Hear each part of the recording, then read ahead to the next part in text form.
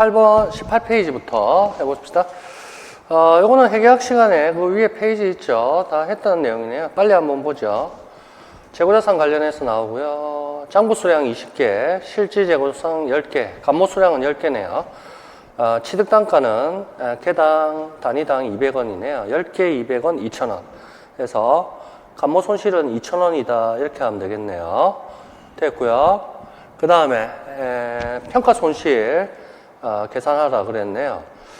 자, 그랬을 때 평가 손실은 취득 단가하고 실제 수량의 취득 단가와 단위당 순실현 가능 가치의 차이니까 기억이 저거죠. 순실현 가능 가치. 통상적인 영업가죠. 예산 판매가에서 예상 추가 완성원가, 예상 추가 부대 비용을 뺀 거, 판매 비용, 부대 비용 뺀 거. 그래서 단위당 순실현 가능 가치가 100원입니다. 그러면 실제 수량 곱하기 취득 단가와 단위당 순실현 가능 가치의 차이. 200과 100의 차이, 100, 10개 실제 수량, 그럼 1,000원. 그래서 평가 손실은 1,000원이다. 감모 손실은 2,000원이다. 자, 이제 뭐 1층, 2층, 3층 안 그래도 다 나오죠. 됐고. 그 다음에 재고자산 회전 기간을 구하라 했죠. 기초 3,000원, 기말 3,000원, 뭐, 평균을 이용하라는 뜻이고, 단서에도 적어놨고, 그럼 4,000원 나누기 2,000, 매출원가 8,000, 4회. 재고자산 회전율은 4회, 회전 기간은 360일로 계산하기 좋겠죠. 그럼 90일, 약 3개월마다 한 번씩 재고자산이 판매가 된다. 평균적으로. 됐다. 평균적인 재고자산은 2,000원이다. 됐다. 끝. 자, 그래서 답은 90일. 뭐 쉽고요. 밑에는 뭐 그 당시에 22학년도, 21년에 모의고사 뭐 이런 거 다 물어봤었다. 뭐 이런 뜻입니다. 그래서 해전기간 물어봤는데 진짜 해전기간을 물어봤네요. 됐고. 문제 자체는 없고요. 그 작성 방법만 한번 살펴보시고요. 여기에 적은 거 있죠. 요거 숫자는 이렇게 나왔다 치고 아까 매출 채권 평균 회수 기간 또는 매출 채권 회전율 그런 거 물어봤듯이 회전율 이런 거 물어봤듯이 요 내용도 10번, 20번 좀 외워주시면 계속 읽어봐 주세요. 그래서 답이 나오면 이런 식으로 적어주면 되겠습니다. 숫자만 바꿔서. 됐죠? 됐죠? 산업평균을 분명히 제시해 줄 겁니다. 아니면 다른 기업, 뭐 B기업 이렇게 제시해 줄 겁니다. 그럼 그거 비교해서 적을 수 있도록. 됐죠? 이렇게 서술할 수 있도록. 이런 건 이제 문제에 따라 달라질 것이고, 요거는 이제 월로 계산한 겁니다. 됐다. 참고하시면 되겠고요. 자, 활동성 비율 다 외웠고요. 다 알고요. 밑에 정상회의 중에 다 알고요. 됐습니다. 끝. 20페이지. 자, 뭐 객관식일 때 이런 식으로 나왔다 이렇게 되고요. 그 다음에 뭐 보기들이 다 있으니까요. 한번 합시다. 요거는 잘못된 것 같습니다. 제가 볼 때. 문제가 잘못돼서 3,600 총자산에서 총부채를 빼주면 자본이 나오죠. 자기 자본. 그럼 2,000원에서 1,000원을 빼니까 1,000원. 두 개 합하면 총자산. 두 개 합하면 총자산. 두 개 합하면 총자산. 3,600이 돼야 되는데 3,000원을 냈습니다. 그래서 뭐 의도는 뭐 소수점 안 나오게 한 것 같긴 한데 논리에 안 맞죠. 그래서 꽂혀주시면 됐고, 나머지 다 됐고. 매출액 순이익률이 가장 낮은 기업을 골라라 했습니다. 낮은 기업은 가하다. 기업부터 한번 보죠. 매출액 순이익률입니다. 매출액분의 순이익이 되죠. 1,000분의 10 하니까 10% 됐고요. 6,300 하니까 5% 됐고요. 4,040 하니까 1% 이렇게 됐네요.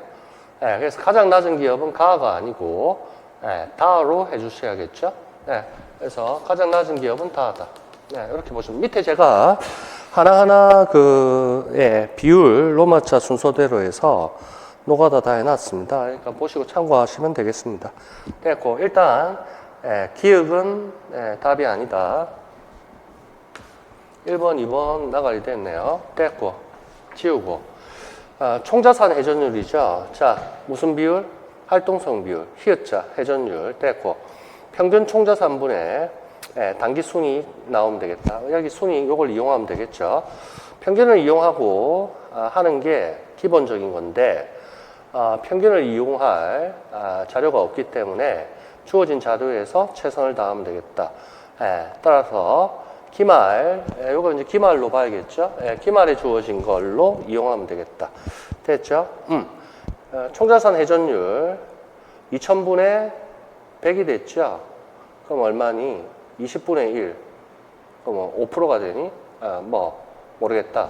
2000분, 총자산 회전율, 예, 총자산 2000분의 100이니까 20분의 1. 그러면, 2분의 1은 5%가 되겠네요. 예. 그래서, 가는 5%.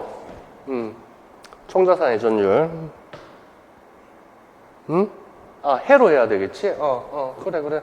5회. 됐다. 예. 그렇죠? 그 다음에, 나기업 봅시다. 3600이고, 300이고. 요거는 소수점이 안 나오더라고요. 예, 그러니까 소수점이 나오더라고요. 1.67에. 1.67에. 이렇다 치고. 그 다음에 다 봅시다. 5040 하면 얼마입니까? 0.8회입니까? 네, 0.8회. 네, 이렇게 하면 되겠습니다. 그래서 가장 높은 기업은 나로 해야겠죠? 그럼 요건 맞네요. 그래서 니은 들어간 게 답이 나와야겠네요. 네, 그러면. 교수님, 저기 매출액으로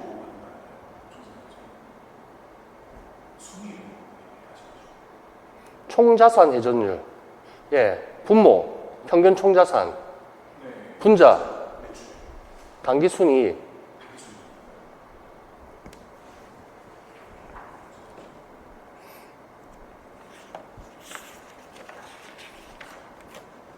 거기 오른쪽에도 있고, 예, 7페이지에도 있고.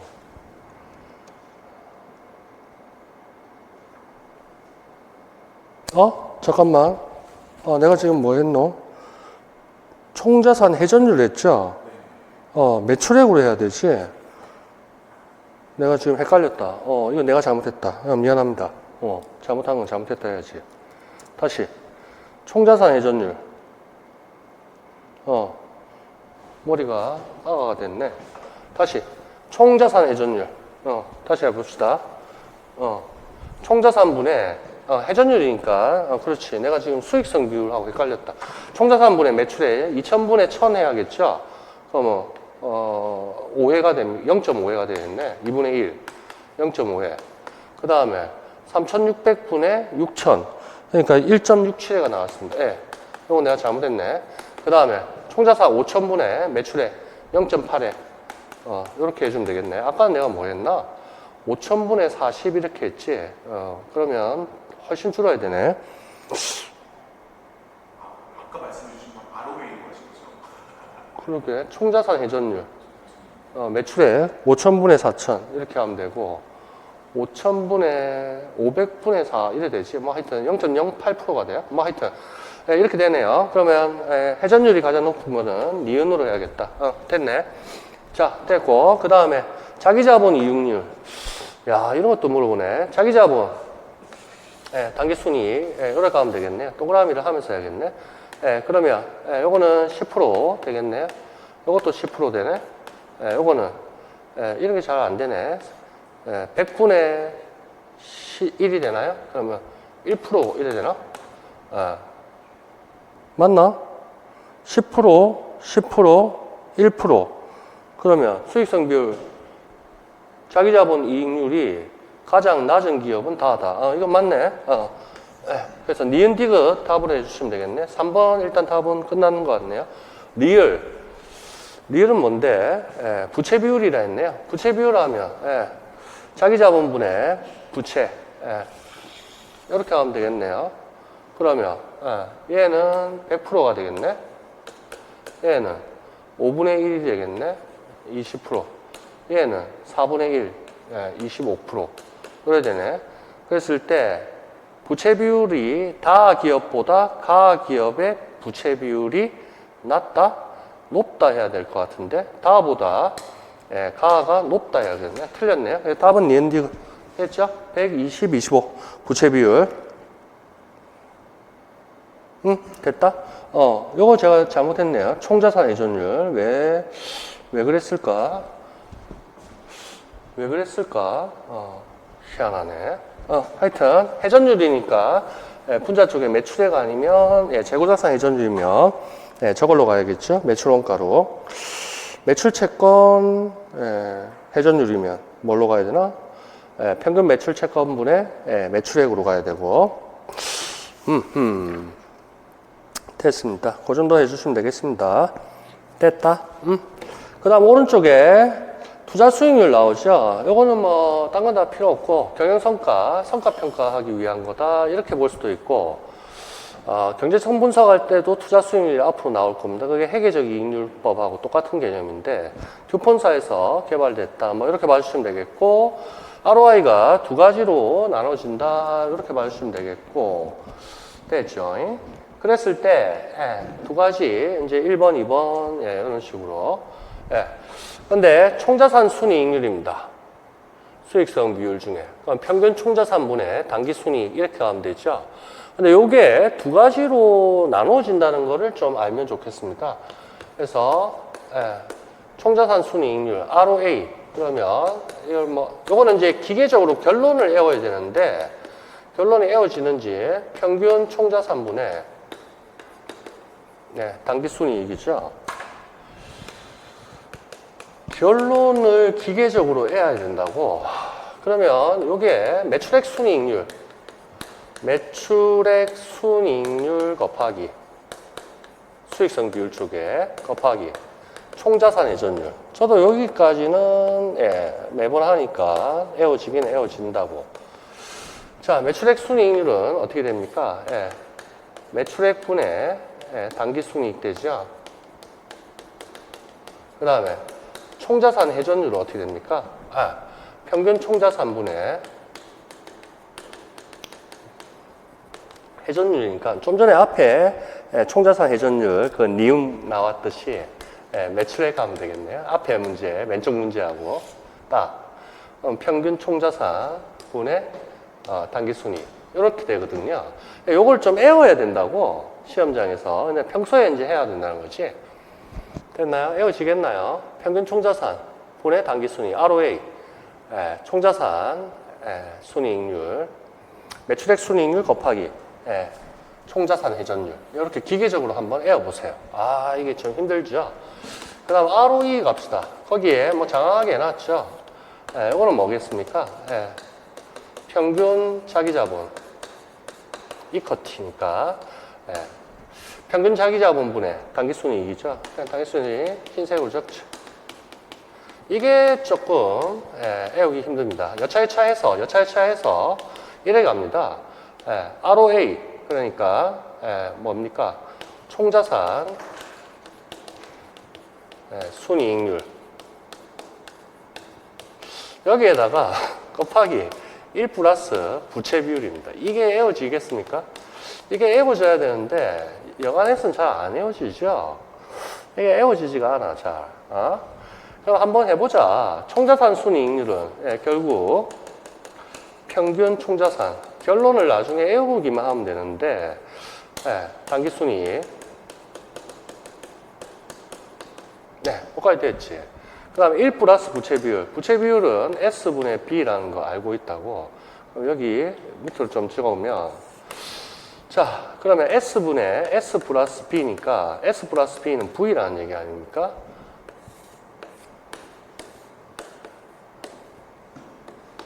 이렇게 되는 거 아닙니까? 그러면 결국 돌렸으면 요거 다시 적고, 다 알지만 그래도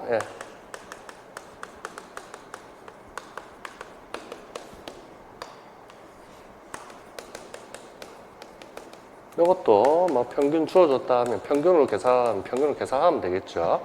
됐고,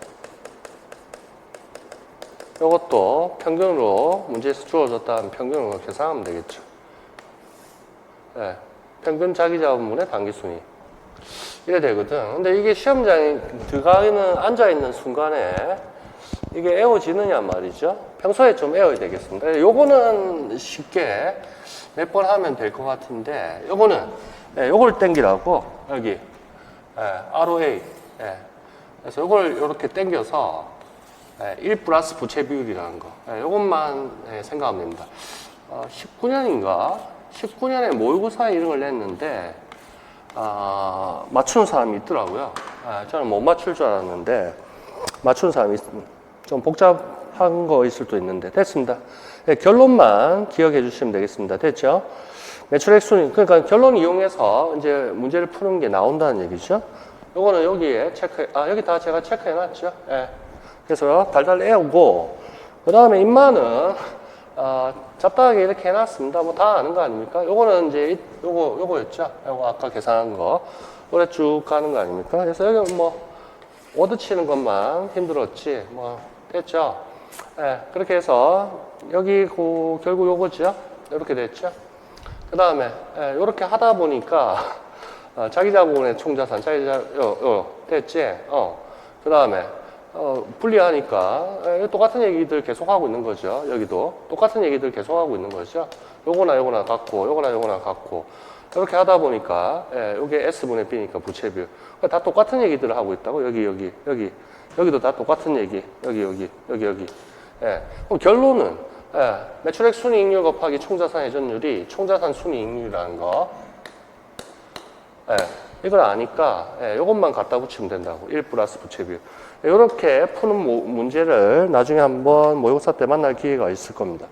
근데 이걸 애울 수 있느냐? 애워야겠죠? 됐다. 자, 그렇게 해서요. 요게 이거죠. 노란색으로 한 게 요거 총자산 순이익률 ROA는 매출액 순이익률 곱하기 밑에 있겠지만 저거 곱하기 총자산 회전율이라는 거 활동성 비율에 자, 그 정도만 봐주면 되겠습니다. 나머지는 다 앞쪽에 있던 내용들 고려해 보시면 되겠다. 됐고 22페이지 가봅시다. 자, 요거는 투자 수익률 관련해서 ROA하고 ROI하고 RI라고 있습니다. Residual Income 잔여이익. 그래서 이것도 관리회계 쪽에서 나오는 건데 같이 한번 예제 1, 2, 3에서 한번 보도록 합시다. 그래서 관리회계 쪽에 성과평가할 때 주로 투자 수익률이라든지 잔여이익으로 사업부서에 대해서, 그러니까 보통 투자 중심점이라면 사업부라고 생각하면 되겠죠. 사업부의 성과를 평가해서 A 사업부, B 사업부 어떤 게 낫니? 뭐 이런 얘기를 하는 거죠. 그랬을 때 원가 관리회계는 영업의 수익이나 영업의 비용, 뭐 판관비 이런 거는 제조 활동하고 관계가 없으니까 주로 영업이익에서 뭔가 종료가 되거든요. 그래서 당기순이익 나오는 걸 영업이익으로만 바꿔서 생각하면 되겠습니다. 됐죠? 됐다. 예를 하나 보죠. A 사업부가 있고요. 두 개의 B 사업부가 있습니다.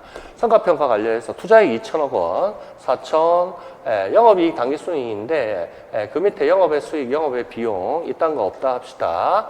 됐죠? 법인세 비용도 없다 합시다. 그럼 두 개가 같다는 것이고 400억, 720억 이렇게 나왔습니다. 그럼 2천억 투자해서 400억 버는 거하고 4천억 투자해서 720 버는 거하고 어느 기업이 투자 수익률 측면에서 더 우수할 것 같습니까? 딱 보잉 A 기업이 더 우월할 것 같죠? 투자 수익률 측면에서 4천으로 맞춰주면 800이 될 테니까. 그래서 A 기업이 투자 수익률 측면에서는 더 유리하다 이렇게 봐주시면 되는 거죠. 됐죠? 그래서 자본 비용은 10%다. 여기에 대해서는 우리가 현실적으로 할 일이 아니고 시험 문제에서 전체 가중평균 자본 비용이 몇 프로다 이렇게 알려줍니다. 그래서 자본 비용은 10%다고 알려주니까 그거를 써주면 되겠습니다. 됐죠? 자, 방문가의 사업부를 ROI로 또는 잔여이익으로 평가하는 경우 어떻게 평가가 이루어지는지 갈로 안에 넣어라. 투자 수익률로 하면 2천억 분에 400억을 벌었으니까 20%로 A 부분이 더 크다는 거죠. B 부분은 18%가 나오네요. 4천에 4832. 그러면 20% A 부분이 18% B 부분보다 더 우월하다. 그래서 A 부분이 더 우월하다. 이렇게 우월하다, 우수하다. 그래 해주면 되겠고. 그런데 이제 다른 평가 방법을 쓰는 거죠. 투자액이 달라졌다. 이렇게 되는 거죠. 2천억, 4천억. 그러니까 같은 투자 수익 했을 때는 어찌 될지는 사실은 따져봐야, 현실을 봐야 되니까 잔여이익 같은 걸로 이제 한번 보자는 거죠. 자, 그러면 얼마를 벌어들였습니까? 400억을 A 부분은 벌어들였습니다. 그렇죠. 자, 그런데 자본 비용이라 해서 2천억 투자하기 위해서 얼마를 자본 비용으로 끌었습니다. 10% 하면 200억이 되겠죠. 그럼 남는 건 얼마다? 200억이 남았다. 이래 되는 거죠. 자, 벌어들인 거는 400억이다. 투자액 2천억인데 거기에 뭐 타인 자본을 썼든지 타인 자기 자본을 썼든지 그걸 또 일부 썼든지 여하튼 자본을 조달한 대가로 투자자한테 줘야 될 비용은 10%다. 2천억에 10% 200억은 조달 비용으로 나가야 된다. 그러면 순수하게 남는 거는 얼마냐? 200억이 남는다. B 부분은 어떻습니까? 벌어들인 영업이익은 720억이다. 투자하기 위해서 4천억을 조달했다. 조달할 때 투자자한테 지급할 자본 비용 10%다. 그럼 400이 되겠다. 그렇다면 남는 것은 320이다. 그래서 잔여 이익으로 따지면 오히려 B 부분이 더 우월하다. 이렇게 나오는 거죠. 그래서 잔여 이익 이런 측면에서도 공부할 필요가 있다. 됐습니다. 자, ROI 봅니다. 그래서 앞에 재무 비율 했던 거하고 비슷하면서도 관리회계 쪽에서는 좀 이렇게 약간씩 다르죠.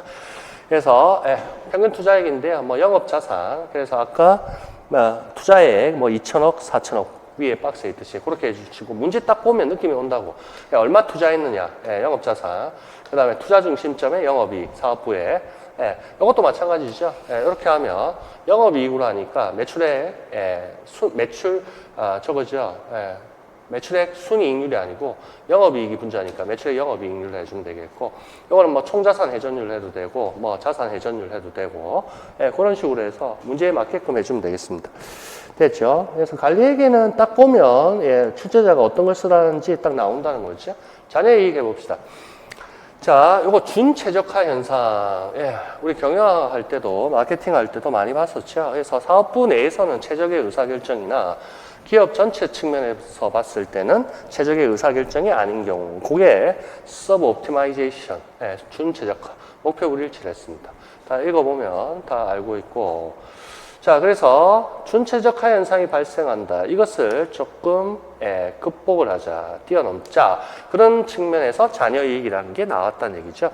그래서 투자 수익률 측면에서 보면 A 사업부가 지금 현재 이러한 투자 성과평가했을 때 20%의 투자 수익률을 가지고 있었다. 이게 만약에 예측치라고 한다면 요게 성과평가 결과물이 아니고 예측치라 해서 투자한 예측 추정한다 했을 때 20%의 투자 수익률 남는데, 이제까지 과거의 A 부분의 투자 수익률은 25%였다. 그러면 A 부분의 사업 대빵이 야, 우리 과거에 25% 투자 수익률 남았는데 이러한 투자안에 대해서는 20%만 남으니 우리가 그룹 전체적으로 성과평가를 잘 받기 위하여는 지금 이 투자안을 기각해야 되지 않느냐, 이렇게 나오는 거죠. 그러나 회사 전체로 봤을 때는 15%의 회사 전체 투자 수익률이면 투자를 해왔다는 겁니다. 적정한 걸로 봤죠.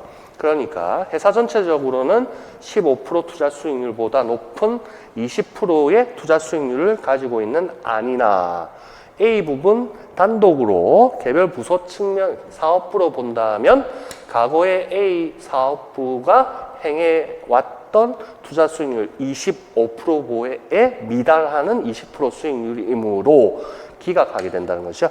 회사 전체로는 손해가 된다. 사업부 자체로는 최적의 의사결정이었지만 됐다.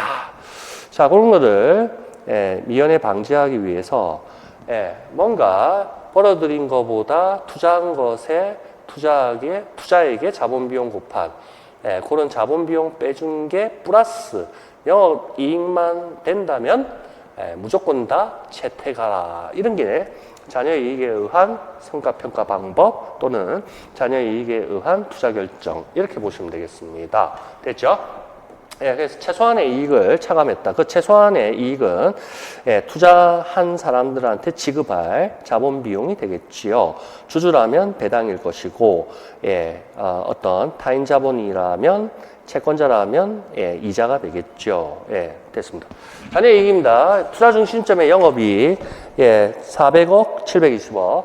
투자액의 최저 필수 수익률. 그거는 문제에서 딱 보면 자본 비용이 몇 프로다고 딱 나옵니다. 되겠죠? 예, 최저 필수 수익률, 뭐 요구 수익률, 뭐 부가 이자율, 뭐 내재 이자율 같은 그러한 이자율이 되겠습니다. 그래서 투자 중심점의 위험을 반영했을 때 이거는 우리가 할 일이 아니고 실무에서나 결정하는 건 실무에서 몇 %의 수익률을 요구하느냐. 그건 실무에서 할 일이고 시험 문제에서 그 사업 부서 자체의 위험률이 얼마다, 이자율이 얼마다, 요구 수익률이 얼마다 알려주는 거죠. 됐습니다. 그래서 투자 수익률은 아까 다 했고 자녀 이익으로 하면 이런 것들은 문제에서 알려준다는 거예요. 그리고 각 부서마다 조금씩 달라진다는 거죠. 됐습니까? A 부분은 10%일 수도 있고 B 부분은 15%일 수도 있고 투자 중심점 위험을 다 반영한다는 겁니다. 사업 부서마다. 자, 그런데 공교롭게 문제에서는 그냥 10%라고 한정돼서 하나밖에 없으니까 문제에서 주어진 대로 이용하면 되겠습니다. 그래서 ROI 측면에서는 A 부분이 사업 부분이 우수하고 RI 측면에서는 B 사업부가 우수하다. 딱 포인트 나오네요. 됐고요. 요거는 앞에 있던 내용이죠. 그래서 매출액 순이익률 총자산 회전율 요거를 계속 암기가 좀 돼야 될 것 같습니다. 됐죠? 됐다. 그 다음에 오른쪽 페이지 또 예제 2번 보도록 합시다. 자녀 이익을 구하면 얼마인가 이렇게 물어보고 있습니다. 그러면 보면 되겠네요. 자, 매출 100만 원, 변동비 60, 고정비 직접 추적 가능한 게 10만 원 있다. 그럼 남는 건 얼마입니까? 30만 원 남았다는 얘기죠. 자, 남는 영업이익은 30만 원입니다. 아이고. 30만 원이 영업이익이 남았다. 그러면 조달할 때 들어가는 자본 비용은 얼마일까? 평균 투자 자본은 20인. 문제에서 주어집니다. 20에 6% 해주면 되겠습니다. 그럼 얼만데? 12만 원이야? 맞나? 60%야 12만 원 아니야? 그러면 이게는 얼마야? 12,000원인데? 엄청나게 남네? 288이 남네? 그러면 플러스죠? 그렇다면 이 투자안에 채택을 해야겠죠? 이 투자안을. 됐습니다. 그렇게 해서 288이 자녀 이익이다. 뭔 소리인지 알겠죠? 그래서 투자 중심점의 영업이익에서 투자액 곱하기 문제에서 주어진 뭐 부가 이자율, 최저 필수 수익률. 그럼 문제에서 주어진다고. 그래서 자본 조달 비용이 얼마인지, 자본 비용은 문제에서 주어지니까 주어진 걸로 이용하면 된다고. 뭐 최저 필수 수익률, 무슨 수익률, 뭐 2개 제시하고 뭐 이런 건 없다고. 알겠죠? 됐다. 자, 됐고요. 그 다음에 예제 3번 한번 봅시다. 이것도 한번 보죠. A 사업부의 작년도 ROI는 15%였다. A 사업부의 최저 필수 수익률 10%였다. 만약 작년도 A 사업부의 평균 영업용 자산이 45,000원이었다면 자녀 이익은 얼마였겠는가? 이건 뭐 노가다 할 수밖에 없겠죠. 평균 재고자산 45만 원인데 15%였다. 그렇게 하면 전체 얼마였습니까? 계산하면 45에 15% 곱해주면 되겠죠. 그럼 얼마 나옵니까? 67,500원이 나왔답니다. 그러면 영업이익은 67,500원 나왔고 평균 45만 원 곱했고 그러면 15% 맞나요? 45,000원에 5% 하면 22,000 둘둘 오빵빵 이래 되나? 45,000원에 둘둘 오빵빵 그러면 67 오빵빵 나오네. 자, 그렇게 해서 이렇게 나왔고요. 자녀 이익을 물어보죠. 그러면 요걸 구했죠. 여기에서 최저 필수 수익률이 10%니까 45,000원을 빼주면 되겠죠. 그러면 얼마입니까? 둘둘 오빵빵이 나오네요. 그럼 플러스 됐고 자녀 이익은 둘둘 오빵빵. 자, 재밌죠? 그래서 투자 수익률 자, 요거 뭐 밑에 것까지는 뭐 사실은 크게 뭐 필요는 없을 것 같고 요거 문제에서 주어졌고요. 15% 문제에서 주어졌으니까 추적하면 675빵빵이라는 거를 우리가 구했습니다. 그럼 675빵빵 여기 오는 거죠. 이렇게 받고 675빵빵에다가 평균 투자액 45만 원의 최저 필수 수익률, 요구 수익률, 뭐 투자 수익률 10%라고 이렇게 알려주죠. 이렇게 하면 남는 거는 둘둘 오빵빵. 그렇게 보시면 되겠습니다. 됐죠? 됐다. 그래서 요 문제 보면 이제 이해가 되죠. 투자 수익률은 15%. 예, 그런데 A 사업부 자체에서 요구하는 A 사업부에 해당 위험을 반영한 최저 필수 수익률은 10%. 그래서 이게 달라질 수 있다는 겁니다. 뭔 소리인지 알겠죠? 그래서 예제 3번이 이제 종합적인 거죠. 투자 수익률은 15%. 됐죠? 근데 요구 수익률, 자본 비용, 자본을 빌려준, 투자한 사람들의 요구하는 수익률은 10%다.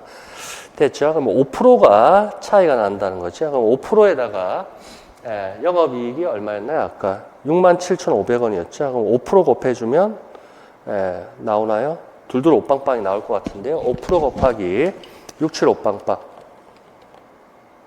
네, 그러면 안 나오네. 투자 수익률 15%, 최저 필수 수익률 10%. 5%죠. 거기다 투자액을 곱해야 되지. 맞다. 투자액을 곱해주면 45만 원이니까. 그러면 둘둘 오빵빵 이렇게 나옵니다. 그래서 이것도 뭐 산수입니다, 사실은. 자녀이익까지는 됐죠. 그러면 자녀이익 구하는 거 했을 때요. 결국 자녀이익은 투자액의 투자 수익률, 갈로 열고 투자 수익률의 최저 필수 수익률. 이것도 결론입니다. 근데 굳이 요거까지 뭐 외울 것도 많은데 요거까지 외워야 되겠습니까? 요거죠. 투자액분의 투자 수익률 하면 결국 분자에 남는 것만 나오죠. 영업이익만 나올 거라고. 요거 곱해주면 영업이익이 나온다고. 당연한 얘기를 당연하게 하고 있죠.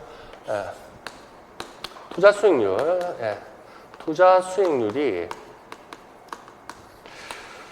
투자액분의 영업이익이니까 결국 요거 두 개를 곱해주면 영업이익이 나왔다는 얘기입니다. 됐죠?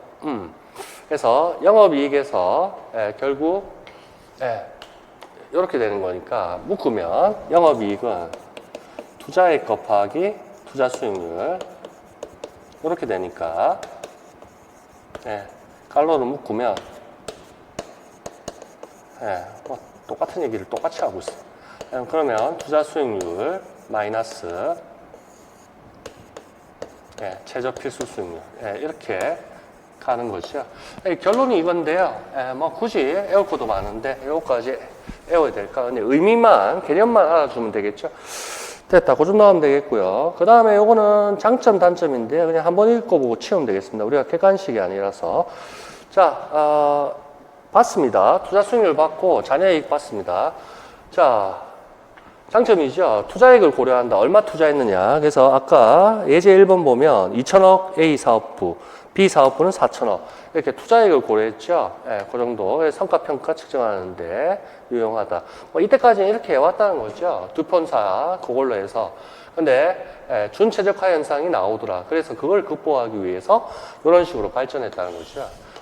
그래서 이 준최적화 현상, 이걸 극복하기 위함입니다. 단점이 준최적화 현상이니까 이걸 극복하기 위해서 자녀이익으로 갔다. 이런 식으로 스토리를 짜면 된다고. 됐죠? 됐다.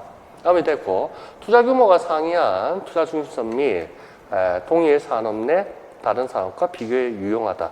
그렇죠. 어차피 비율로 나타내는 거니까 규모가 상이하다. 아까 A 사업부 2천억, B 사업부 4천억.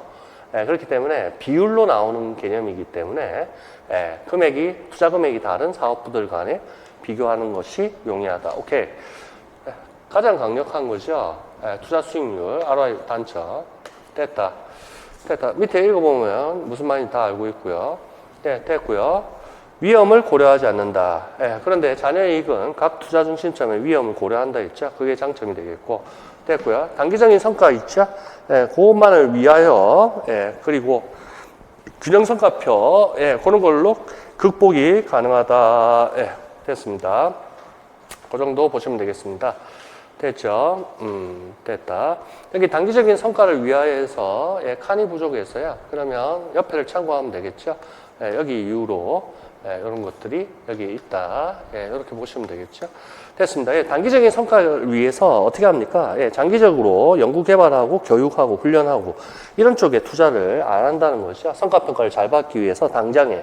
그러면 기업이 뭡니까? 먼 미래를 보지 못하니까 성장에 한계가 있을 거란 얘기죠. 지속 가능한 경영을 할 수 있겠다, 없겠다, 없다. 자, 그래서 문제죠. 네.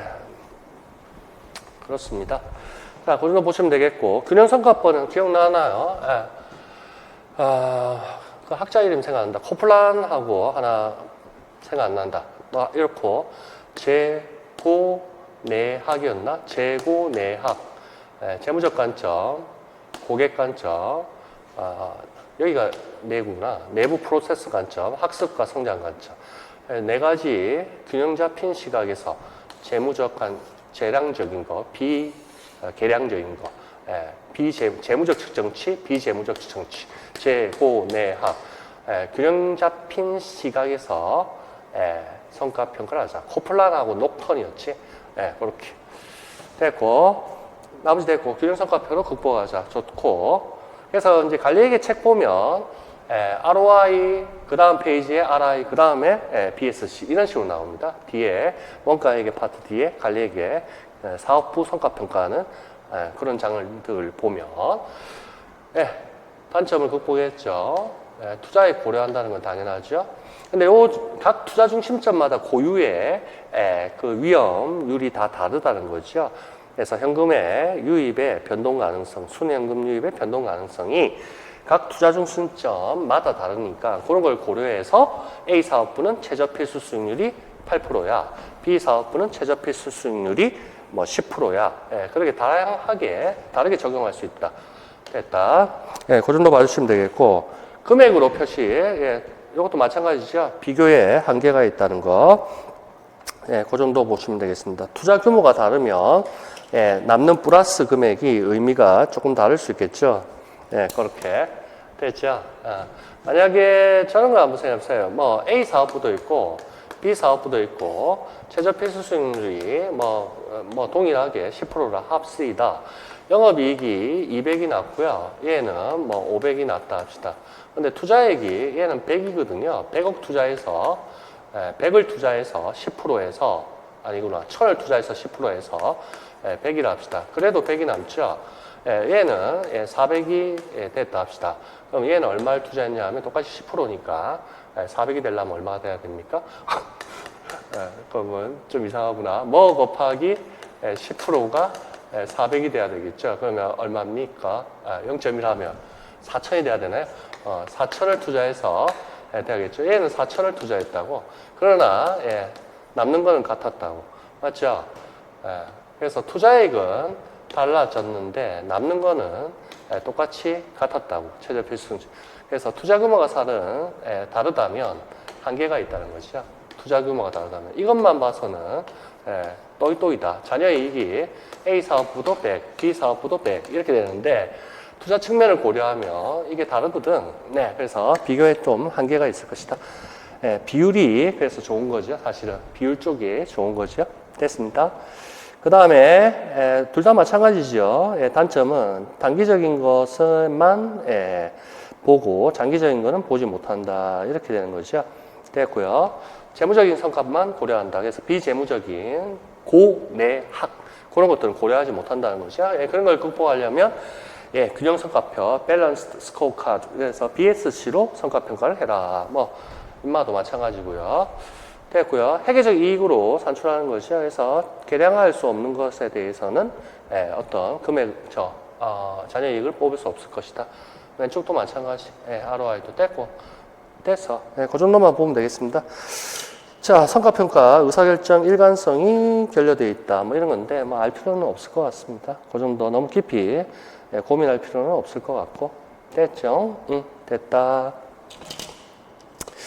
그 정도 보시면 된다. 됐고요. 24페이지 봅시다. 나머지 뭐 제가 알 필요 없다는 거는 몰라도 되겠습니다. 됐고. 그 다음에 2010학년도 문제 한번 봅시다. 당좌 부율이 100%, 자기자본 비율이 30%, 재고자산 금액은 이렇게 나오네요. 자, 두 개가 막 결합되어 있는 것 같습니다. 당좌 비율은 일단 유동부채분의 당좌자산이라는 건 알고 있습니다. 맞나요? 자, 어떤 것부터 해야 될까요? 그런데 유동부채는 미지수가 하나 있고요. 그 다음에 당좌 비율이니까 여기를 알려고 해도 미지수가 각각 하나씩 있다. 이렇게 나오죠. 뭔가 끼워 맞추려고 해도 그렇고, 그러면 인마를 접근해야 될 것 같습니다. 그래서 자기 자본 비율 이렇게 나오죠. V분의 S 이렇게 되겠죠. 여기 얼마가 나왔다? 0.3, 30% 나왔다. 그럼 V가 얼마입니까? 900이 나왔네요. 900이고요. 그러면 여기가 270이 나와야 되나요? 그러면 270이 나와야 되니까 자본금은 270 이렇게 나왔다 칩시다. 그러면 670이고 1이고 그러면 790이 나왔네요. 그러면 110만 원이 미지급 비용이 나와야겠네요. 900이 되기 위해서. 여기가 110이다. 그러면 당좌 비율 하면 이제 요 말을 찾을 수 있겠네요. 당좌 비율은 220이 되겠죠. 220이 되고 100%라 했으니까 220만 원이 당좌 자산이 나와야겠네요. 220이 되려면 150만 원이 돼야겠네요. 150 됐고요. 900이고요. 긴기에 맞춰주면 되겠네. 150인데 1500을 접고 난리를 치죠. 이렇게 하면 220, 620, 840. 그러면 재고자산은 60만 원이다. 이렇게 나오네요. 근데 60만 원이 답이 없다. 왜 그럴까요? 150이죠. 700, 220, 620. 그러면 840. 60만 원이 답이 없다. 내가 뭘 잘못했다. 뭘 잘못했을까요? 자본금은 270 맞죠? 그 다음에 매출 채권에서 뭘 잘못했다. 이게 30인데? 지금 와서 해봤자 소용이 없지. 자, 여기까지는 됐고요. 여기 110인데 제가 아마 100으로 본 것 같습니다. 뭐 변명일 뿐이고요. 똑바로 해야 되겠고요. 230이죠. 근데 아마 이걸 100으로 제가 받는 것 같네요. 아까 220으로 적었죠. 230분에 230에야 100% 나오죠. 그럼 230이 돼야 되니까 여기 160이 돼야 되죠. 됐고요. 그럼 230 하면 850. 그럼 답은 50.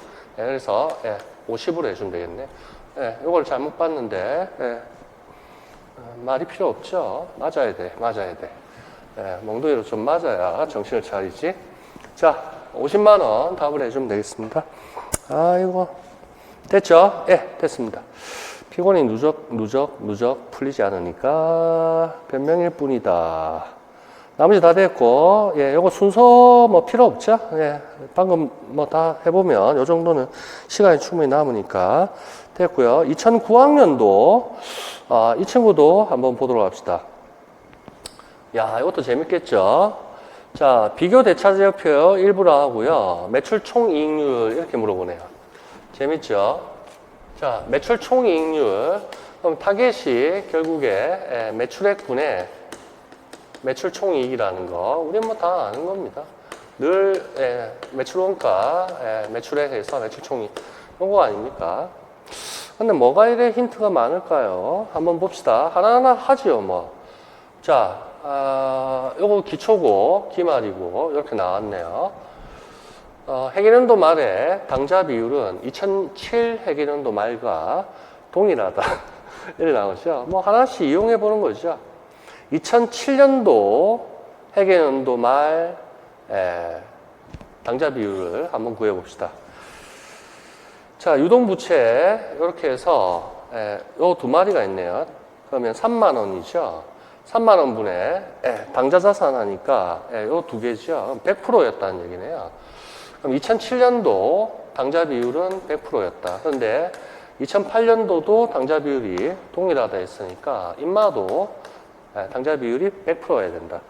그러면 유동부채 5만 원 나왔고요. 당좌 자산 100%가 되려면 매출 채권은 4만 원이 나와야 된다. 하나씩 찾아지는 것 같네요. 됐고요. 여기까지 됐다 치고 2008 회계연도에 매출 채권 회전율은 800%이다. 그럼 여기서 손익계산서 항목이 없으니까 요거를 좀 요런 거라든지 좀 파악하기 위해서. 근데 매출 채권 회전율은 평균 매출 채권분의 매출액이 분모되는 게 일반적인데 요 출제자는 뭐 쓰라고 매출 원가를 쓰라고 하니 뭐 알아서 쓰라는 대로 한번 써보죠. 일반적으로는 매출 채권 회전율은 평균 매출 채권분의 분자가 매출액이라는 거는 우리가 알고 있어요. 요거 기울여 쓴 의미를 알겠죠?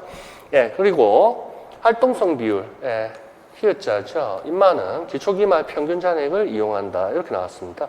그래서 요 물음하고 요 물음이 요게 같은 내용이겠죠? 평균 매출 채권을 하니까요. 4만원, 2만원, 6만원, 3만원 이렇게 됐죠. 예.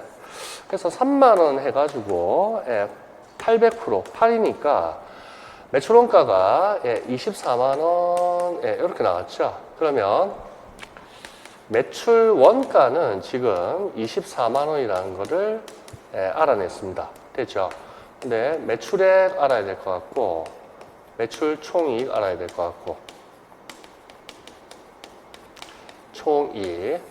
근데 하나씩 또 힌트를 주네요. 뭐 순자 안 붙여도 알 텐데 인마가 30이라고 알려줍니다. 6만 원 되죠. 5분의 1인가 보네요. 그러면 80%. 예, 매출 총이익률은 20%. 예, 답은 20%. 예, 답은 1번. 예, 차근차근 풀면, 예, 된다. 자, 요 문제도 나름, 예, 심심한 문제였죠. 됐고요.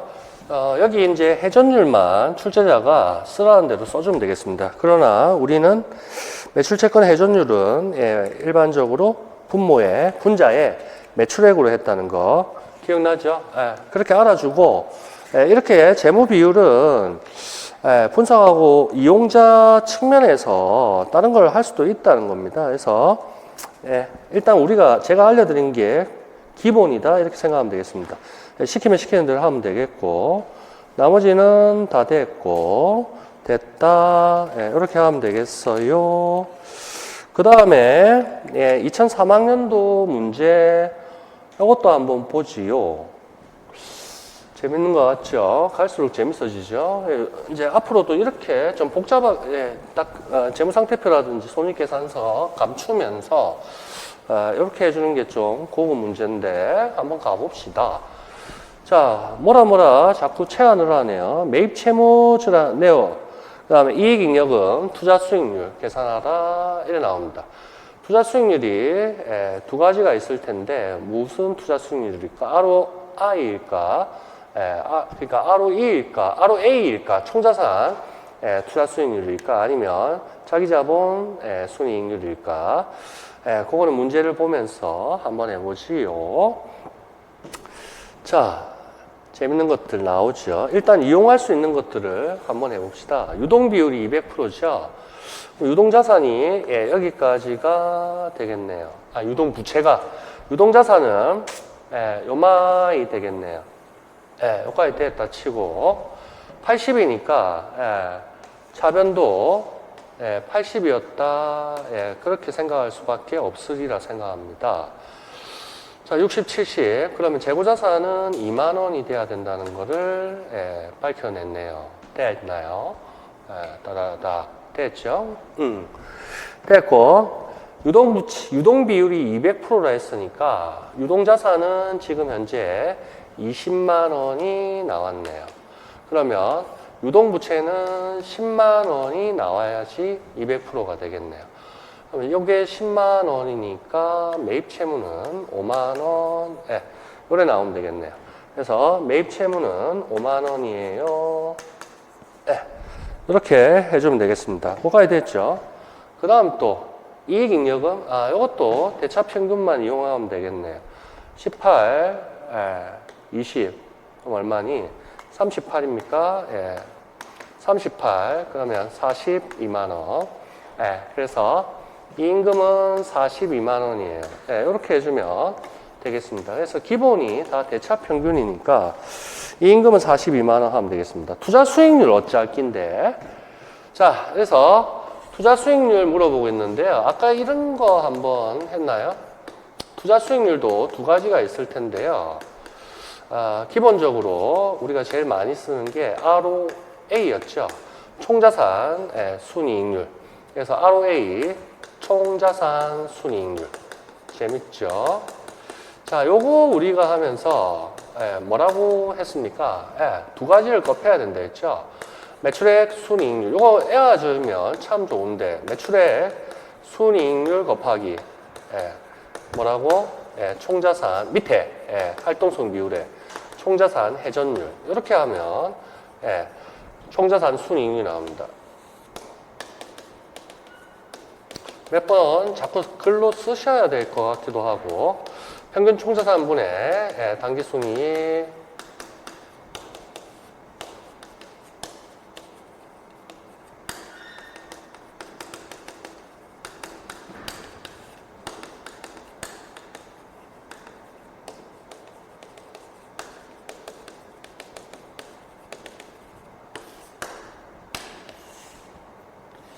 이렇게 되는데 이걸 애울 수 있느냐 그 싸움이겠죠. 그러면 애울 수 있다면 매출액 순이익률은 3이 되겠고요. 총자산 회전율은 4라 있다고요. 그러면 12%로 발이 때려주면 된다고. 그러니까 여기를 하면 되겠지. 12%.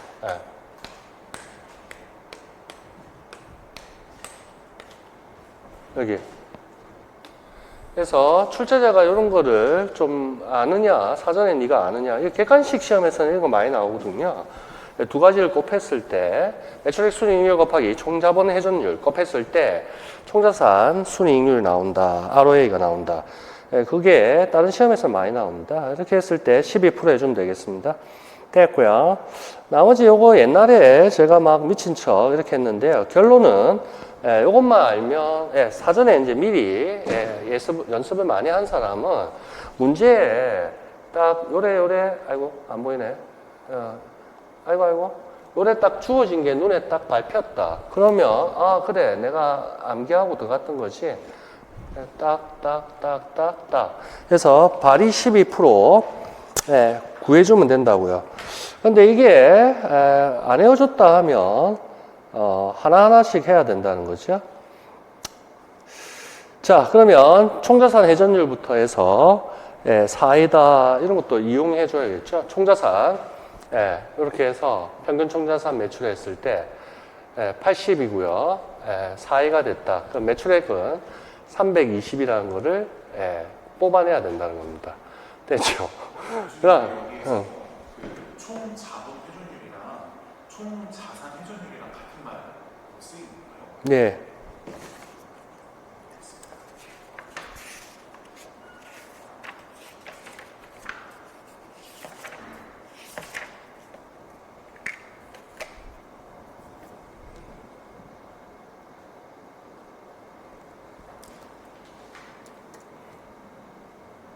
여기요. 여기 다 앞에 여기 다 똑같은 얘기들입니다.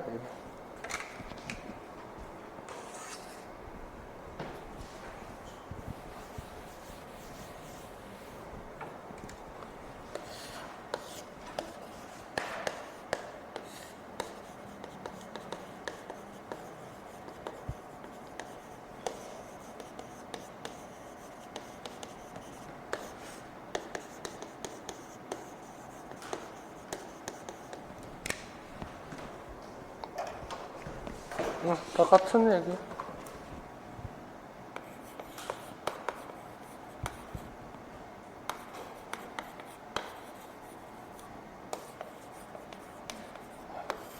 네.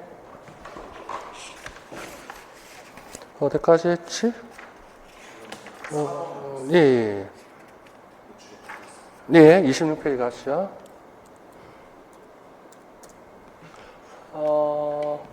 야, 그래서 이것도 이런 식으로 하면, 이게 풀리긴 풀리는데 너무 어렵다는 거죠. 하나씩 한번 봅시다. 저도 뭐 다 적으려니까. 주어진 거 한번 봅시다. 와, 이거 재밌죠? 그래서 총자산 회전율, 그러니까 총자본 회전율. 그럼 평균 총자산 하니까 지금 주어진 자료만 하니까, 차변 합계가 재무상태표에 80이죠. 그걸 가지고, 지금 문제에 총자본 회전율 요거로 4회라고 4회 전 뭐 이렇게 알려주니까 그럼 매출액은 320이라는 거를 밝혀줬다는 얘기입니다. 참 이게 재밌죠. 매출액이 320 이렇게 밝혀졌고 그 다음에 매출액 순이익률이 또 3%라는 걸 알려줬다고. 재밌죠? 매출액분의 당기순이익, 매출액순이익이다. 그럼 매출액 320을 알았으니까 여기 집어넣었다. 근데 얘가 3%라는 걸 알려줬다. 예, 그렇게 되면 당기순이익은 300% 하면 960이죠. 그러면 96, 96,000원. 당기순이익은 96,000원이라고 알기는 알아진다는 얘기죠. 그러니까 모든 걸 다 이용해야 된다. 96,000원. 여기까지 이제 밝혀진집니다. 아이고 어렵죠? 총자산 회전율, 총자본 회전율. 그랬을 때 4이라는 거, 그럼 80 재무상태표 따다닥딱 매출액 320. 그러면 이제 매출액 순이익률로 가면 매출액분의 당기순이익 가면 320이고 3%라고 알려주니까 따다닥딱 당기순이익 96,000원. 여기까지 됐죠. 그러고 나서 이제 투자 수익률 구하라는 거죠. 그러면 총자산 순이익률 이렇게 해주면 96,000원이 당기순이익 여기 이제 올라가겠죠. 그 다음에 평균 총자산은 뭐 문제에서 평균값 낼 게 없으니까 주어진 자산 총계 이렇게 해주면 12%가 나온다고. 아, 참 재밌죠. 자, 근데 이렇게 풀면 되는데 쉬운 길이 있었으니까. 근데 이게 눈치가 채지냐. 이제 한번 풀어봤으니까 안다는 얘기죠. 그래서 투자 수익률, 일반적으로 ROA, 총자산 순이익률, 매출액 수익률 곱하기 총자본 회전율. 그러면 12% 딱. 그럼 답은 12%. 이러면 1분 만에 끝나는 건데 10초 만에. 알겠습니다. 그래서 밑에 거도 좀 봐주시고요. 됐나요?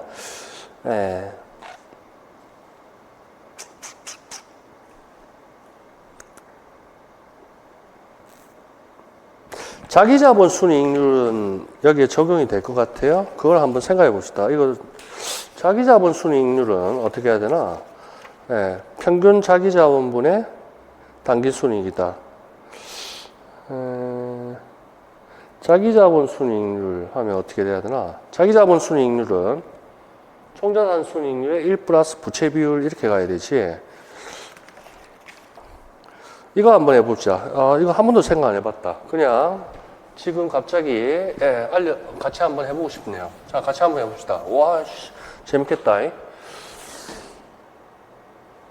출제자의 의도는 요거 제시해줘서 요래해서 12%인지 네가 뽑으라는 얘기니까 요게 두 가지 아닙니까? 사실 우리는 두 가지 알고 있으니까 ROA 구하라는 뜻으로 출제자의 마음속을 뒤다볼 수 있겠는데 투자 수익률은 ROA도 있고 ROE도 있으니까 ROE를 한번 구해보자는 얘기죠. 미친 척 한번 구해봅시다. 그럼 아까 ROE 있었죠? 자기자본 순이익률. 이건 결국 ROA, 총자산 순이익률에 뭘 곱해? 1 플러스 부채 비율이었죠?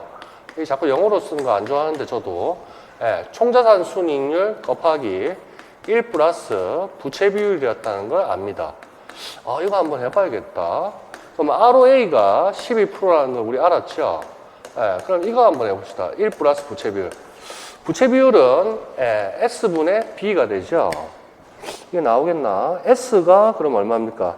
이익잉여금이 아까 42만 원이라 했죠? 그래가지고 한번 해보자. 이거 재밌겠다. 한 번도 생각 안 해봤네, 이때까지. 42만 원. 이렇게 하면 62만 원입니까? 그럼 여기 이렇게 빼서 해봅시다. 62만 원이 맞죠? 그 다음에 이건 빼면 되겠지? 아이고 80만 원에서 62만 원 빼면 되겠지? 그럼 62를 80에서 61 빼면 38이 나오나? 부채는 38 맞나요? 매입 채무가 5만 원이죠? 그 다음에 18만 원이 나와야 되는데 여기 62가 나왔지? 그러면 자기 자본은 62니까 80 하니까 18만 원 이래 나오지?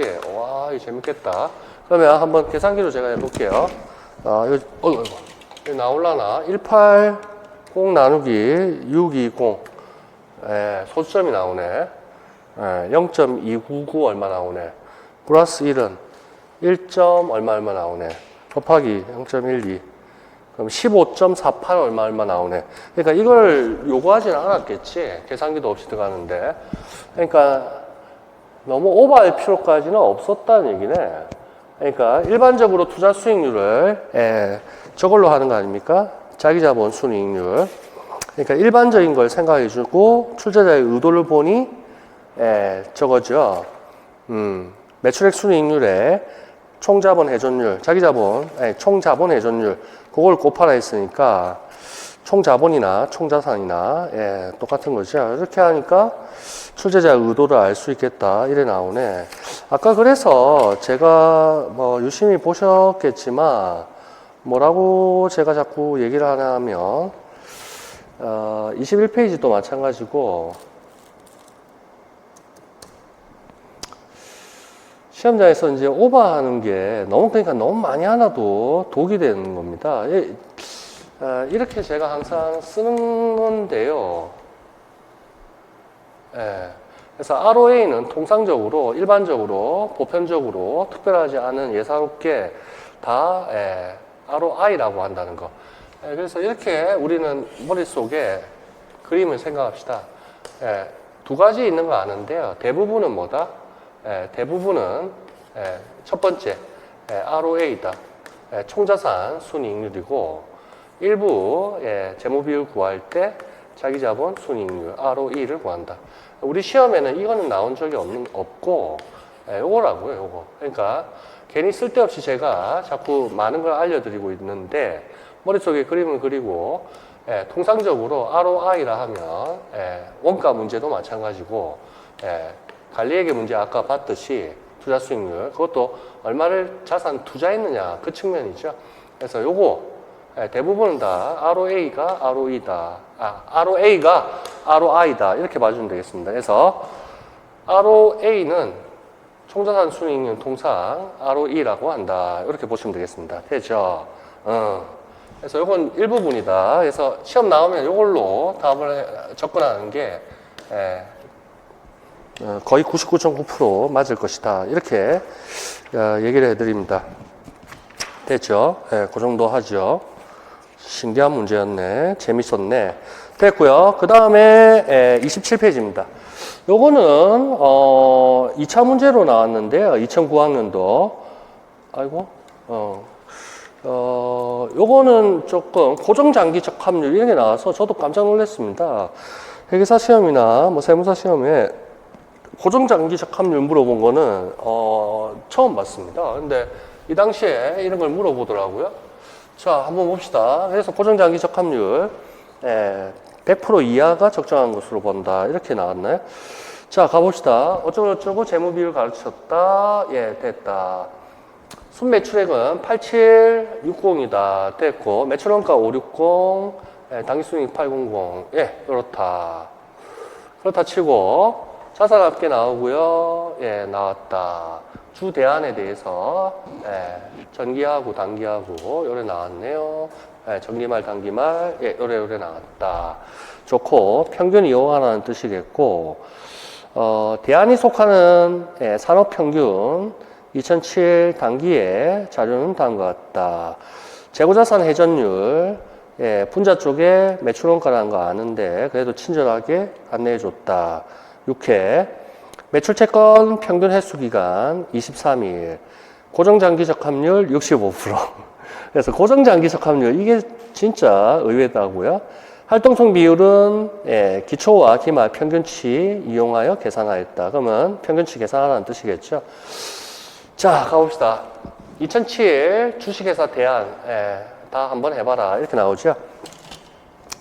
재고자산 회전율부터 한번 해보세요. 그러면 재고자산 회전율은 평균 재고자산 95, 65 하면 얼마입니까? 올라가면 160, 80만 원이 되겠네요. 그러면 80만 원이고요. 매출원가는 아까 말로 둘째 줄이었나요? 거기 56만 원이 나왔죠. 그러면 재고자산 회전율은 7회가 나오나요? 87, 56. 그렇게 해서 7회로 나옵니다. 80만 원.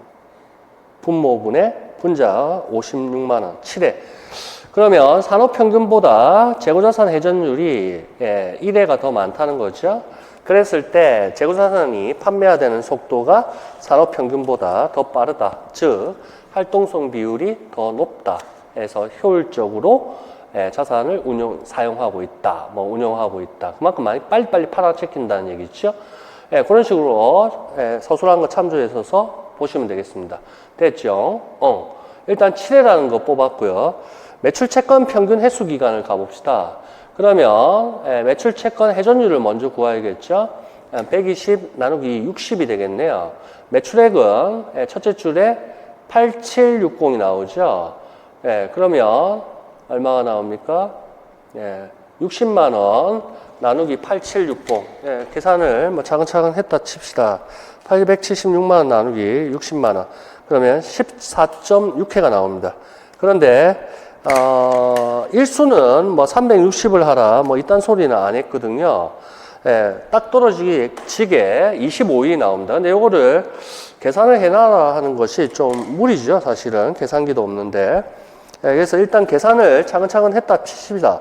그럼 25일이 나옵니다. 뭐 방법은 여러 가지가 있겠죠. 뭐 하여튼 했다 칩시다. 그렇게 하면 25일이 나왔고 그 다음에 해수 기간을 따지니까 회전율이 아까 얼마였니? 1점 얼마 나왔다 치고 365 분자로 해서 회전율 해주면 답이 나온다. 됐죠? 이 회전율 자체 구하기가 여간 상그럽지 않네. 60이고 8760이 나오고 이걸 어떻게 손으로 계산하라고 그러지? 뭐 옛날엔 대단했네요.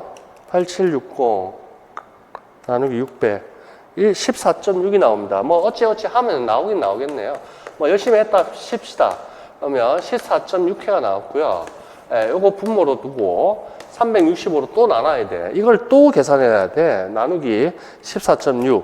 이렇게 하면 결과적으로 25 1이라는 게 나옵니다. 이걸 현장에서 해야 된다고요. 산수를. 뭐 했다 하죠. 열심히 하면 뭐 했다 합시다. 2번, 3번 해서 오류 없었다 하죠.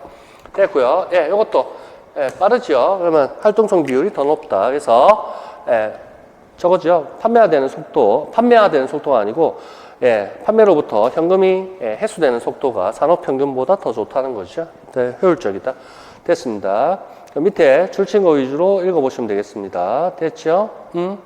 됐다. 아니네. 내가 반대로 했습니다. 미쳤죠? 요거는 기간이 길죠? 기간이 기니까 오히려 활동성 비율 측면에서는 안 좋은 거죠? 반대로 얘기했죠. 좋은 게 산업평균이죠. 우리는 팔아제끼고 현금 회수하기까지 25일 평균 기간이 소요되고 산업평균은 23일이면 소요기간이 더 긴 게 안 좋은 거죠. 그래서 활동성 비율이 낮다. 그래서 속도가 느리다는 거 됐습니다. 그래서 반대로 말했네. 됐고요. 그 다음에 고정장기적 합률 하라 했죠. 와, 이거는 정말 대단하다. 고정장기적 합률 했을 때 산업평균은 65로 했습니다. 그럼 고정장기적 합률 하면 어떻게 해줘야겠습니까? 그거는 자기자본, 그러니까 비유동자산 해주고 그 다음에 자기자본하고 비유동부채 그것만 더해주면 되겠죠. 그러면 2007년 말 현재로 한번 해보세요. 그러면 비유동 자산은 얼마입니까? 유형, 무형, 그거 다 합하면 되겠죠? 그러면 2일 이사하고 35만 4천을 합치랍니다. 그럼 합쳐보세요. 비유동 자산만. 아이고, 참. 그러면 2487이 나옵니다. 비유동 자산이 2487000 이렇게 나왔습니다. 그 다음에 비유동 부채죠. 그럼 이것만 제끼면 되죠. 440에 86만 원만 제끼면 되겠습니다. 그러면 3540 이렇게 나오죠. 그러면 3540 이렇게 나온다고. 그러면 2487 그러면 0.7 얼마 이렇게 나옵니다. 그럼 0.7 얼마 이렇게 나온다고. 0.7025 어쩌고 그러면 약 70%다. 이렇게 봐주시면 되겠습니다. 그래서 약 70% 정도 나옵니다. 그렇게 하면 고정장기적 합률 어떻습니까? 산업평균보다 나쁘다 이런 식으로 얘기를 해줘야겠죠. 됐습니다. 그 정도에서 산업평균보다 높으면 안 좋은 거죠. 고정장기적 합률은 분자값이 좀 낮으면 낮을수록 좋으니까 100% 이하가 적정하다고 보는 거죠. 그러니까 산업평균보다는 안 좋다 이렇게 보시면 되겠습니다. 안정성 비율 측면에서 어떻게 봐야 된다? 산업평균보다는 안정성 측면에서는 안 좋다. 그렇게 설명을 해주면 서술을 하면 되는데, 고정장기적 합률, 대단한 걸 물어봤죠? 됐습니다. 그 제가 적은 거 참조해서 한번 보시면 되겠습니다. 됐죠? 그래서 안정성 비율은 단기 기말 현재로 해주면 되고, 활동성 비율이 아니니까 기초 기말 2분의 1하고 자시고 할 필요가 없겠죠? 당연히 그렇고요. 됐습니다. 활동성 비율만 2분의 1로 하라 했지, 고정장기적 합률은 안정성 비율 쪽이니까 2분의 1이고 나발이고 필요 없다는 겁니다. 됐습니다.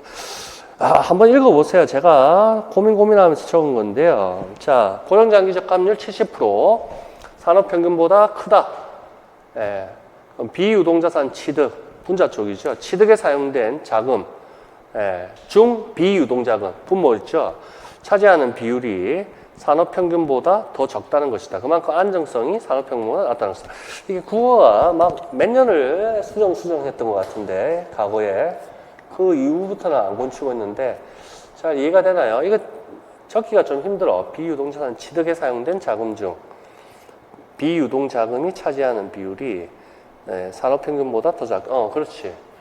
국어가 돼야 되는데 분모 분자가 머릿속에 그려지면서, 그래서 70%니까 비유동자산 취득에 사용되는 자금 중, 그게 이제 분자 쪽이죠. 비유동자금이 차지하는 비율, 분모죠. 그것이 산업평균보다 더 작다. 그러니까 결과값이 큰 값이 나와야 된다는 거죠. 이거는 맨날 봐도 약간 알쏭달쏭해. 근데 이게 지금 최후적으로 곤친 지 한 몇 년 지난 것 같네요. 됐다. 여하튼 안정성이 낮다는 것을 의미한다. 그 정도 보시면 되겠습니다. 그 정도 보면 되겠다. 됐죠? 나머지는 결론 내려놨습니다. 제가. 그래서 결론도 잘 읽어보시고, 회전율이 높다, 재고자산. 그래서 효율적으로 판매하고 있다. 활동성 비율은 높다, 알고 있다. 매출채권 평균 회수 기간은 길다. 25일, 23일이니까 평균 길어서 활동성 비율은 낮다. 매출채권에 대한 활동성 비율은. 고정장기적 합률은 산업평균보다 높다. 그래서 안정성 및 채무에 대한 지급 능력은 낮다. 오케이. 그러나 100% 이하이긴 하므로 양호한 상태이다. 그 정도 해주시면 되겠습니다. 됐죠? 여기까지 하고 점심 먹고 하는 게 좋겠죠? 뒤에는 다 했던 거고, 옛날에. 여기까지 하겠습니다.